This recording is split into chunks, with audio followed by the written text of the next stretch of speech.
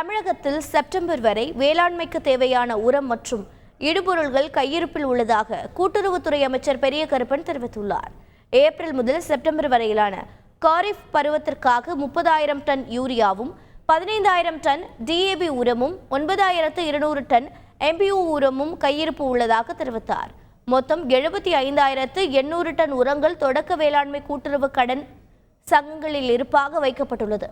உடனடி தேவைகளை எதிர்கொள்ளும் வகையில் டான்பெட் இருப்பு கிடங்குகளில் 4,500 டன் யூரியாவும் 2,700 டன் DAP உரமும் 3,700 டன் MPU உரமும் 5,400 டன் காம்ப்ளெக்ஸும் தயார் நிலையில் வைக்கப்பட்டுள்ளது. மொத்தம் 16,300 டன் உரங்கள் உடனடி தேவைக்கு தயார் நிலையில் வைக்கப்பட்டுள்ளது.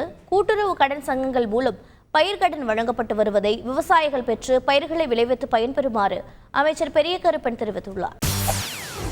செய்திகளை உடனுக்குடன் தெரிந்து கொள்ள உடனே சப்ஸ்கிரைப் பண்ணுங்க.